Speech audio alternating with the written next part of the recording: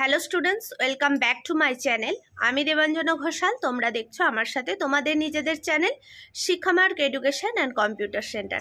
আজকের আলোচ্য বিষয় Bardhaman university BA fifth semester general বা পাস। আমার প্রত্যেকটি স্নেহের ছাত্রছাত্রী, আমার পুরনো স্নেহের ছাত্রছাত্রী এবং আমার নতুন স্নেহের ছাত্রছাত্রী, তোমরা যারা যারা বর্ধমান ইউনিভার্সিটির আন্ডারে যে কোনো কলেজেই পড়ো না কেন এবং সংস্কৃতকে মেন পেপার হিসাবে রেখেছো, ডিএসসি 1A বা ডিএসসি 2A যে পেপার হিসাবেই তোমরা সংস্কৃতকে রাখো না কেন, এবং তোমরা যারা যারা ফর্ম ফিল আপের সময় সংস্কৃত ট্র্যাডিশন এই টপিকটা সিলেক্ট করেছো, মানে বৈদিক সংস্কৃতের সাহিত্যের ইতিহাস, বৈদিক সংস্কৃতের ইতিহাস এবং পুরাণ সাহিত্যের ইতিহাস, এটাকে তোমরা যারা যারা তোমাদের মানে পরীক্ষা দেবে বলে তোমরা সিলেক্ট করেছো, তোমাদের জন্যই আজকের সাজেশান। 2025 সালের জন্য যে পরীক্ষায় আসার মতো সম্ভাব্য প্রশ্নগুলি আমার মনে হয়েছে, এবং আমার সেন্টারের ছেলে মেয়েদের সাথে এখনও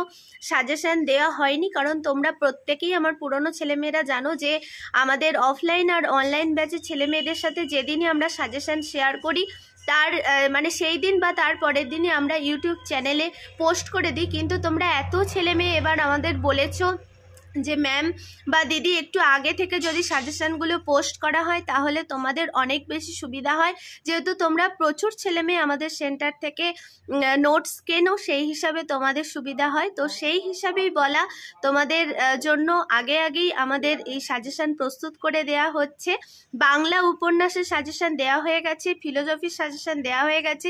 আজকে সংস্কৃত ট্র্যাডিশন, যেটা বৈদিক সাহিত্য আর পুরাণ সাহিত্যের ওপর যে সংস্কৃত টপিকটা, তার সাজেশান দেওয়া হয়ে গেছে।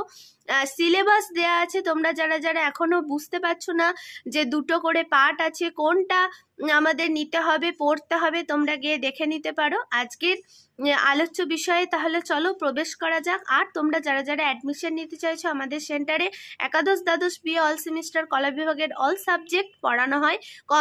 তোমরা অনলাইনে বা অফলাইনে উভয়বিধ পদ্ধতিতেই কিন্তু আমাদের সেন্টারে অ্যাডমিশন নিতে পারো। তাহলে চলো আজকের আলোচ্য বিষয়ে প্রবেশ করা যাক।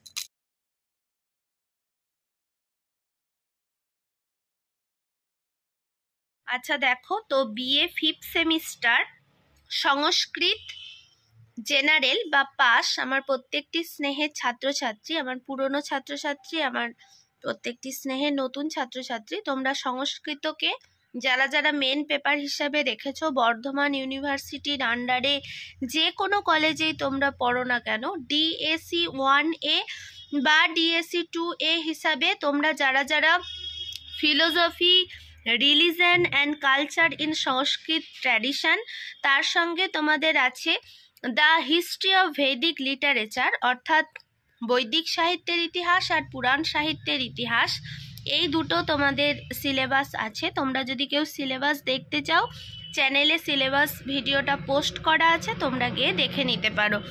সাজেশান 2025, যেহেতু তোমাদের 2025-এর ফেব্রুয়ারি মাসে পরীক্ষা হওয়ার সম্ভাবনা প্রবল, তাই 2025 বর্ধমান ইউনিভার্সিটি।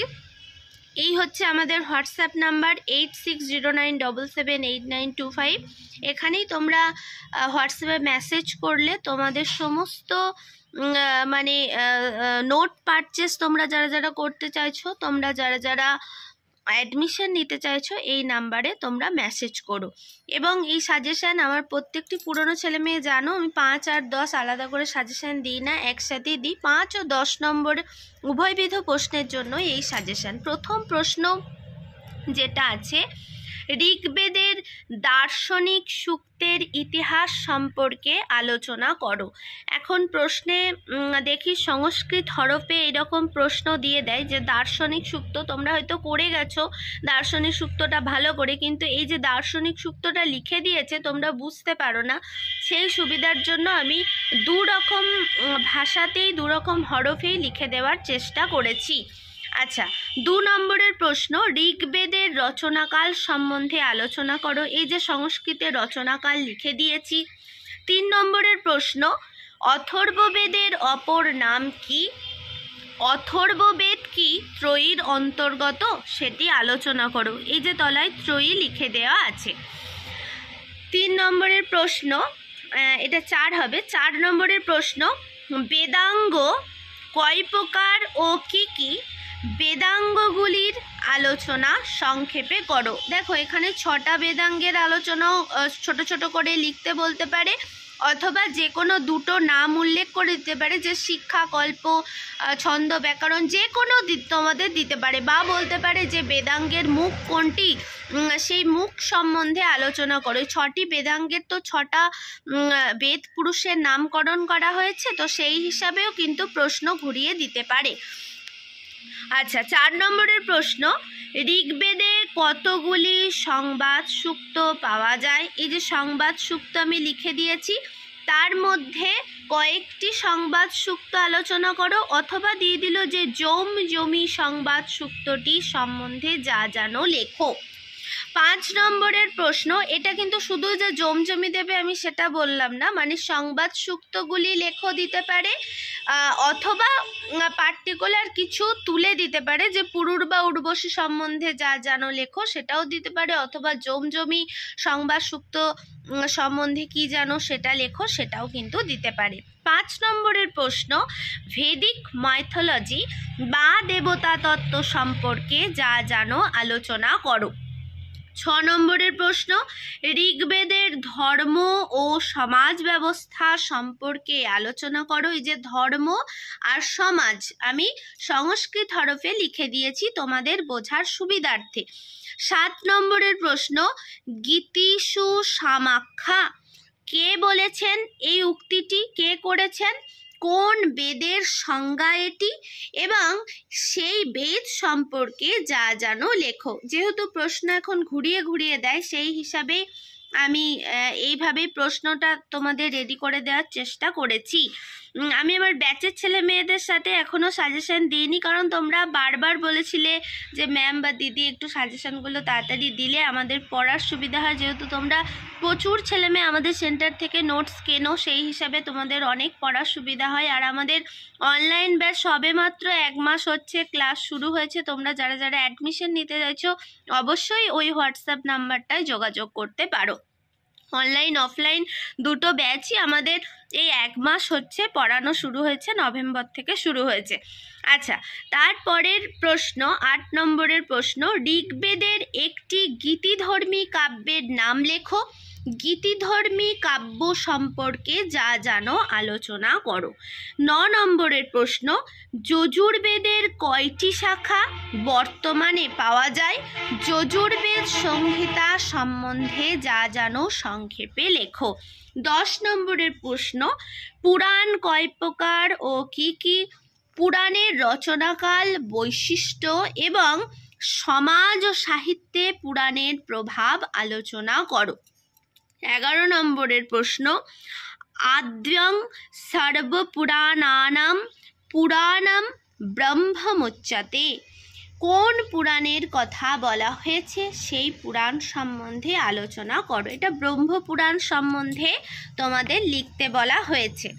12 নম্বরের প্রশ্ন, ভাগবত পুরাণ, মৎস্য পুরাণ, বায়ু পুরাণ এবং ভবিষ্য পুরাণ, এই 4টে পুরাণ তোমরা টিকা হিসাবে একটু দেখে যেও, কারণ তোমাদের টিকা হিসাবে এইরকম পুরাণের সংজ্ঞা সহ পুরাণ ছোট করে পুরাণ সম্বন্ধে লেখো। তো অনেক 20টা করে পুরাণ আছে, তার মধ্যে এই 4টে পুরাণ টিকা হিসাবে তোমরা করে যেও। 13 নম্বরের প্রশ্ন, কয়েকটি মহাপুরাণ ও কয়েকটি উপপুরাণ সম্পর্কে আলোচনা করো। প্রশ্ন দিতে পারে যে কয়েকটি বা 2টি বা 3টি মহাপুরাণ এবং 3টি উপপুরাণ সম্বন্ধে উপপুরাণের নাম লেখো এবং তাদের সম্বন্ধে সংক্ষিপ্ত ধারণা দাও। 14 নম্বরের প্রশ্ন, সায়নাচার্য প্রথম কোন বেদের ভাষ্য রচনা করেছিলেন? সায়নাচার্য সম্বন্ধে বা সায়ন সম্বন্ধে সংক্ষিপ্ত টিকা লেখো। আর বেদের টিকা হিসাবে যেগুলো তোমরা দেখে যাবে, নিঘণ্টু দেখে যাবে, আমি 2 রকম ভাষাতেই লিখে দিয়েছি, বাংলা এবং সংস্কৃত হরফে। আচ্ছা, শতপথ ব্রাহ্মণ বা বলতে পারে শতপথ ব্রাহ্মণ কোন বেদের ব্রাহ্মণ, শতপথ ব্রাহ্মণ সম্বন্ধে আলোচনা করো। ঈশোপনিষদ তোমরা ভালো করে দেখে যেও। বৃহদারণ্যক উপনিষদ তোমরা দেখে যেও, বা মানে বৃহদারণ্যক উপনিষদ যেটা বলা হয়, এটা একসাথে সন্ধি করে লিখে দেওয়া আছে। দান স্তুতি তোমরা দেখে যেও এবং সূত্র সাহিত্য তোমরা দেখে যেও। অর্থাৎ তোমরা আমার প্রত্যেকটি স্নেহের ছাত্রছাত্রী, তোমরা যারা যারা মানে 2025 সালে 5th সেমিস্টারের পরীক্ষা দেবে এবং তোমরা যারা যারা এই ডিএসসির এই পেপারটাকে অর্থাৎ রিলিজন কালচার সংস্কৃত ট্র্যাডিশন এটাকে নিয়েছো, তোমরা এই 15টা প্রশ্ন খুব ভালো করে যাও। আর তোমরা যারা যারা এই সমস্ত নোটসের অ্যান্সার পারচেস করতে চাইছো, এই হোয়াটসঅ্যাপ নাম্বারে তোমরা মেসেজ করো। প্রত্যেকে ভালো থেকো, সুস্থ থেকো, যেমনভাবে ভালোবাসা দিচ্ছ তেমনভাবে ভালোবাসা দিতে থাকো।